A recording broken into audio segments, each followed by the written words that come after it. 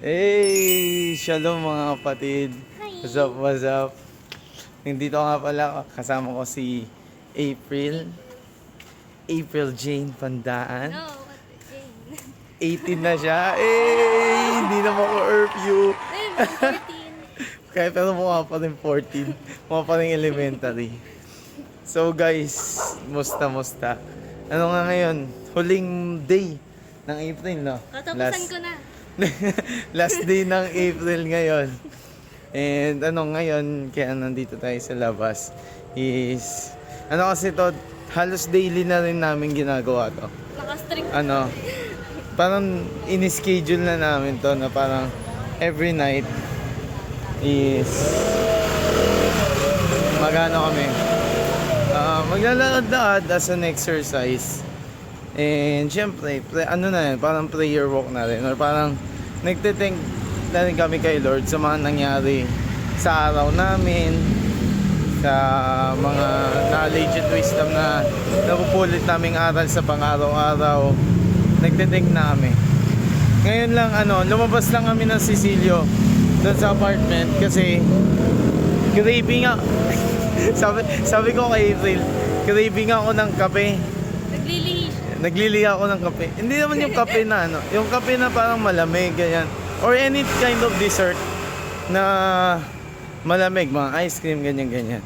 So ngayon, naglalakad kami from Aniban 5 papuntang De Castro para pumunta sa SM. Ay, SM. Ano pala? 7-Eleven. Para bumili ng kung ano man mabili doon, di ba? And syempre, kasabay na nun is mag-vlog na rin tayo habang tayo nagpa-prayer walk. Syempre, ingatan tayo ni Lord dahil gabi na rin. So, yun. Ano lang kami, mag-share lang kami ng mga nangyari this month of April. Kasi, katulad nga sinabi ko sa inyo, dapat mag-vlog kami magkasama. So, siya yung pinaka-last talagang isa-celebrate ng birthday. Kaya, i-vlog natin yan. Kanya hindi niya alam. Ganyan. Kanya hindi mo alam. Lalo na ng birthday niya, di ba? Dito na ako. Oo, hindi kami nakapag-vlog nung dahil sobrang, alam mo yung flow. Kasi ako yung nag-MC. Dili mo. Hindi na ako yun. Yan. Ako yung MC. Siyempre yung debutant. Parang hindi ka mahirap makapag-vlog. Ganyan. Wait lang, medyo dark. Dark part to na Hindi ka makikita, oh. Grabe, oh. So, yun. Nakikita niyo pa kami. Sana nakikita nyo pa kami. Pero, kung hindi nyo man makita ang aming mga mukha, and may nadaan ng mga kotse, maaninag nyo yung mga pinaggagawa namin habang kami naglalakad. Pero, ano na yan kasi exercise na rin namin to. Dahil kami nagtatabaan na. Maganda to ay paano naka-burn ng fats yung walking. Diba? So, siguro ikaw muna kung ano yung parang gusto mong ipagpasalamat ngayong buwan or mga events na nangyari, ganyan. Kwento ka naman. Syempre, thankful ako kasi naging successful din yung graduation, syempre. Naka-graduate na tayo ng senior high. And, nag-apply na rin for college, mga universities. Tapos, second is Yung birthday mo? yung birthday ko. Halos sabay Na lang, kahit guys. hindi mismong araw, kasi Holy Week siya. Kaya, ako'y masaya pa rin kasi nandun yung mga, kaibigan ko, family ko. Yan. Family and friends. Mga friends niya, childhood friends, mga friends sa school, syempre. Pati sa church, actually, di ba? Syempre may pumunta, may invited din galing church. And yun, thankful din siguro ako doon sa nangyari na event, successful event. Syempre, sa akin, thankful din ako kasi ako nag-manage yun eh. Ano na yun? Nanalo ako. Yun. Thank you, Lord. Thank Siyempre. you, Lord. Kasi naging successful yung event na yon. Even though na sobrang hindi talaga handa. Tapos, ang dami talagang technical problems. Lakas pa ng hangin. Kahit hindi technical. Yung iba, yung background lang. Grabe. Sobrang naging blessing yun kasi ang haba din ng pagplano nun. Siyempre, gastos. Ang nagastos na sa ibang bansa. Tapos Yeah. parang, sabihin natin, sponty na rin tong plano na party. Ano na? Spontaneous. Spontaneous. Oo, sobra. Kasi wala talagang plano. Ano lang pa, grabe. Hindi rin namin naisip na ganun yung mangyayari. Kasi dapat Maganda. ano lang, parang family outing lang Oo, din. family outing. Pero kasama rin yung friends ko. Kasi nga birthday ko, di ba? Eh, wala. Naisip, Kasi may party kahit pa paano. yun. Kasi parang sa akin naman din, naisip ko din na huli na to eh. Siya na yung last na magdedebut sa family. So sabi ko, ano natin to? Parang celebrate talaga na natin to. Sa mga babaeng Oo. pinsan. Oo, siya na lang talaga. Ang mga next na siguro magiging Mga pamangkin mga na pamangkin na, mga apo na, pamangkin na talaga na namin. Mga anak ng pinsan, ganyan-ganyan. Isa din sa mga parang kinatitink ko siguro is yung mga successful camping. Nakakalungkot din nakasama sa April na. Kaya, hindi siya pinayagan. Kasi hindi pa siya 18. Pero Hindi pa siya 18 noon. yung campus, birthday ko. Oo, hindi ko naman din masisisi. Pero may mga kaisipan or tradisyon or mga pamahiin na parang, syempre pag gagraduate ka, Gagraduate ka. tapos mag-birthday ka pa, parang ingat ka sa mga ganyan-ganyan. Nagigets nyo naman siguro yung Sunod-sunod punto yun namin. sa akin. Pero thank God pa rin. Successful yung naging camping, sobrang saya, sobrang ang daming bata na na nagbigay oras para umatin sa mga ganun. Kasi yun yung mahalaga eh. Yung mga taong yung mga kabataan na willingly umaattend sa mga ganong event para matuto, para lumago yung pananampalataya nila kay Lord. Sobrang sobrang nakaka-empower yun. Hindi na ako camper nung umattend eh. Counselor na ako. So isa ako sa mga parang nag-a-assist sa mga bata, nagtuturo sa mga bata, whatsoever. And sobrang nakaka-inspire siya na sa kabila ng parang sa panahon na to sobrang daming kumakain sa oras ng mga tao, mostly sa mga bataan din, pag-aaral, hobbies or whatsoever. Meron pa rin talaga mga kabataan na willing na matuto. And sobrang thank God kasi sa mga nangyari doon sa camp, sa nag-sponsor especially din sa camp, kasi hindi mangyayari yun kung walang budget. Sobrang nakatulong siya ng malaki para magawa yung event na to. So praise God sa mga taong tumulong, sa mga taong nagbigay oras, nag-effort para masagawa yung youth camp. Hindi rin nakasama. May mga kasi. Gusto ko kasi yung ang dami talagang concerts na pinuntahan nila ngayon. Mga Christian concert siya, guys. Yung sa Malayang Pilipino. So, Yung nagsulat ng salamat. Tama ba? Alam ko salamat yun. Tapos, yung sa Jesus One Generation. So, solid yun. Doon sa Malayang Pilipino, nandun yung pinaka parang isa sa mga parang Lodi pastor ko. Si Pastor Stephen Prado. So, grabe. Nakaka-boost ng spiritual mo, yung mga message na binahagi niya, yung wisdom and knowledge na binigay sa kanya ni Lord para magturo ng Word of God. Grabe. Sobrang, alam mo yun, parang tatamaan ka talaga eh. Ay, yung mga ganun bagay. Ang sarap. Tapos syempre yung kantaan, lalo na din dun sa Jesus One Generation. Jesus One Generation na nagkita kami-kaming mga nasa CCLT, guys. Nagkita-kita kami, sobrang nasaya, para kami nag-reunion. Although na hindi pa kami kompleto, nakatuwa pa rin kasi nandun sila. Kita-kita kami, May parang big event siya na parang magsasama-sama ulit kami. Or magkakaroon ng pagkakataon na magsasama-sama ulit kami. Wait lang, nandito kami sa SM. Ay, SM ako na SM. Sana ako. 7-Eleven, wait lang.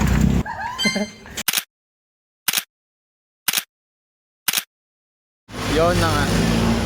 Tapos na. SM ako ng SM, be. Kanina pa ako SM ng SM. Where's my son? So yun, bumili namin ng ice cream. Yan. So yun, speaking of, balik tayo sa topic natin. Thank God kasi yun sa mga concert na yun na sobrang tayo mga Kristiyano, hindi naman tayo KJ eh. Siyempre may mga natin ng tayo mga concert, ganyan-ganyan. Pero kung atin tayo sa mga concert, mas maganda na yung mga worship concert na rin. So yun, sobrang thank God talaga sa mga pangyayari na naganap this April 2025. At saka madami pang pangyayari. Isipin nyo yun. Ito share ko na sa inyo guys. Noong mga panahon na nagtatrabaho ko, nag-work ako sobrang, yung parang meron akong pera, may budget ako, pero wala akong time. Or parang hindi ako nagkakaroon ng pagkakataon na parang pumunta sa ganito, umattend sa ganyan, pumunta ng Tagaytay or whatsoever, mga ganon bagay. Pero ngayon na parang yung kung kailan yung binibigay ko yung time ko kay Lord, yung availability ko kay Lord, even though na parang hindi ganun kalaki yung nakukuha kong pera or whatsoever, doon tuloy ako nagkaaroon, doon ako binibigyan ng Lord ng pagpapala na maka-attend sa ganitong bagay, libre pa. Yun yung yung solid eh. Kaya thank God talaga sa mga taong binibigay ni Lord para mag-sponsor, magsagot sa mga sobrang solid. Wala akong nilabas na pera doon sa mga napunta ako, nag-camping sa Tagaytay, yung camping. Wala akong nilabas na pera, thank God doon sa nag-sponsor sa akin. Isipin nyo yun, dati nakadaan ako sa Tagaytay or nag-stay ako sa Tagaytay or whatsoever. Dahil lang may work, dahil kung may gig or whatsoever, hindi ko na-enjoy. Pagtapos ng work, bounce na. Ganun na lang. Pero ngayon, na-enjoy ko talaga. Nakita ko yung taal, yung ganun. Sobrang nakatuwa. Iba talaga pag binibigyan mo ng time si Lord. Yung mga bagay na hinihiling mo lang dati nung meron ka namang pera, meron ka naman pero hindi mo magawa. Ngayon na parang imposible mong magawa pero nangyayari. No? Talaga nothing is impossible with God talaga. Praise God talaga. Mayroon ka bang gusto mo i-share, be? Ano pa? Mga parang pangyayari na this month. Yung... Oo mo, be. Yan. Ikaw naman, vlogger. Nangangalay na ako eh. Oh my gosh. It's my dream to be a vlogger na joke. Papatay mo pa mo, mapipindit mo yung Hindi, kasi mayroon pa. Nung umattend kami kay CJ nung 34th anniversary ng Paliko, Unida Church. Oo. Isa rin ako sa hindi naman malaki natulong ko, pero nagwe-welcome ng guest. Naging usher? Naging usher ako. Uy, malaking yun. Ang tatandaan niyo sa ministry sa mga church, sa ministry, kahit ano man yung part mo doon sa church, mahalagang bagay yun. Yung ushering, yun, madalas, kala mo, lang yan, welcome lang yan, ganyan. Pero hindi. Madalas yun yung face of the church eh. Yan sila yung mismong harap eh, sa mga tao. Sila yung parang, ikaw yung unang huhusgahan ng mga tao lalo na pagbaguan. Parang, mga tao ba dito, welcome, warm-hearted pa yung mga tao dito. Nahihiya pa ako nun kasi nga, di ba, sabi ko, welcome po, welcome pa. Kahit parang sabihin nila, na parang bago lang to, ba't ako pa i-welcome niya? Tapos, meron ata dun isa, Welcome. meron dun isa na nag-welcome ko. Tapos, sabi ko, punta na lang po tayo sa registration. Tapos sabi niya, hindi siya salita pala. Tahimik lang siya sa kakiti. Kaibigan niya pala yung mga nandun sa registration na So, youth pala siya dun sa paliko. Tapos ako bago lang eh. Kaya parang naiyak ako. Ano kasi namin, yung paliko, Mother Church namin yun. So yung church namin, na-build dahil sa tulong ng paliko. Ganon, kaming dalawa. So parang merong event, anniversary, ganyan-ganyan na lahat ng parang handle ng paliko is mag-church doon sa paliko. Ano na anniversary, ganon. Masaya. Tapos nag-perform kami. Ay, oo. Nasama sa sa performance. Sama sa performance eh. Kasi nung On the spot talaga. Tinuro sa amin yung ano. Ano Ay, yun? yung mga campers, alam na. Sayo ng campers yun eh, tinuro namin. Tapos ako walang alam-alam. Well, thank you kasi ano. Naaral ko siya. And konti lang yung pagkakamali. Ang dami nga spotlight eh. Puro sa'yo ba? Hello? Nakita ko yung mga video. Parang Picture? kitang-kita ano no. Eh kasi Kaya hinarap kayo mo ako mga eh. nasa inyo Hinarap yung mo ilaw. yun. Absolute solid. Pati yung ano, Isa pa. yung Youth, sinundan na din. PMC Youth Fellowship. Kala Nikki, sa best friend ko po. Ano, sa People's Missionary Church. Yes. Solid na church din. Kasi yun din yata yung pinaka-main. Yun din yung main, okay. Sa, ano yata yun? Sa, ano location yun? Panapaan. Panapan, malapit sa Nyog. Hmm. Dito lang din sa Bacoor. Ingay! Pauwi na kami. Dilim na naman. So yun, sobrang ano, wait lang, madilim pa eh. Pang-apat na Winelcome. beses ko na ata doon. Ako first time ko. Pero Apat pa nga. nandun naramdaman ko yung pag-welcome nila even though na bago. O, may mga nailala ako doon na mga ano din, youth leaders, ganyan. Sobrang solid and sobrang naka-inspire din yung mga kwento nila. And yung pastor doon is kakilala din yung parang pastor ko. Isa sa mga pastor ko. Classmate ata. Nagkitin! Hala, may sige. Ay, may pusa.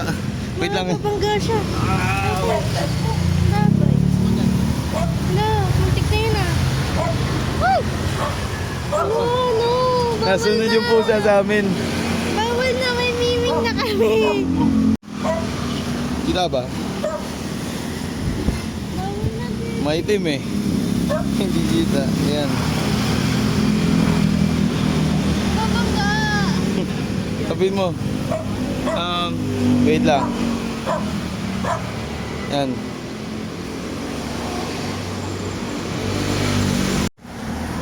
Yun. Napatigil pa kami. Nagkaroon kami ng side quest. Kasi yung pusa bigla no, nasunod sa amin. Ewan ko. Heart namin kayo sa akin. Oo. Kasi ano yun eh, tabing kalsada and madilim na. No, magiging ano talaga yun. Magaganon yun. Kaya ang ginawa ko nilagay ko doon sa parang may wall. Nilaglag ko na doon. Hindi naman ganun kababa. Pero mas safe siya doon kaysa doon sa tabing kalsada. So, yun, ano, yun, balik tayo doon sa topic. Ano yun? Yun sa PMC, doon sa People's Missionary Church. Sobrang solid, sobrang ang ganda din ng, ano, ng fellowship nila about sa games. Message doon ng leader na, isa sa mga leader na yun na parang kahit anong gawin natin or parang even din naglalaro tayo, lagi natin, even though na nagiging competitive tayo at some point is kailangan maging Christ-like pa rin tayo. Nandun pa rin yung friendship, nandun yung kindness, nandun yung humility, sportsmanship, gentleness sa isa't isa. Mahalaga yun. Kasi yan eh, yan yung parang nakakalimutan minsan lalo na pag nagkaroon sport fest, mga event hindi lang sa church kundi pa rin lalo na sa iba. Madalas parang nagkaroon na ng parang physikalan na. Normal lang yun lalo na sa basketball or ibang pang sports.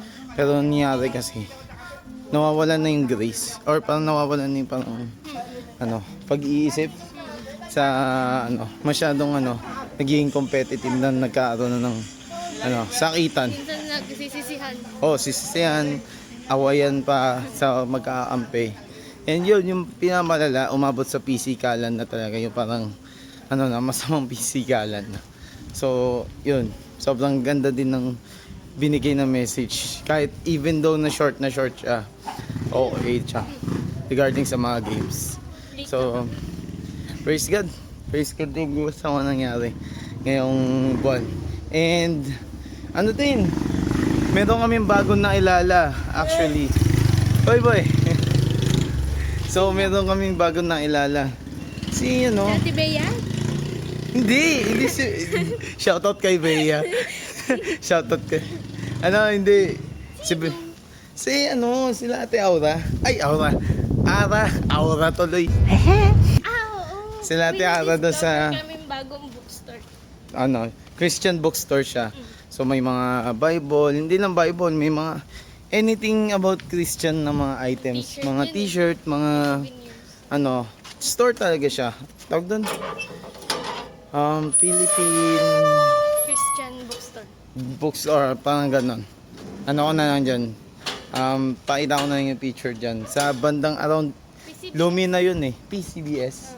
Yan, around Lumina yung pinunta namin sa Imus. Solid. Na siya, marami ng branch siya. Pero yung pinunta namin sa Imus. Solid, ang ganda talaga. Nabili ko dun yung parang comics. Yung comics na Messiah.